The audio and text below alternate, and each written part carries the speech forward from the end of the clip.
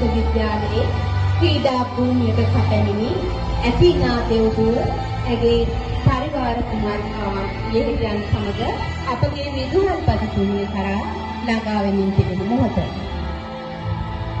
අද දිනේ ඔලිම්පික් පහන දැන්වීම සඳහා ගිනිසිලුව ආලෝකමත් කරන්නේ අප විද්‍යාලයේ විදුහල්පතිතුමිය මේනකා සරෝජිනී අබේවික්‍රම මහත්මිය.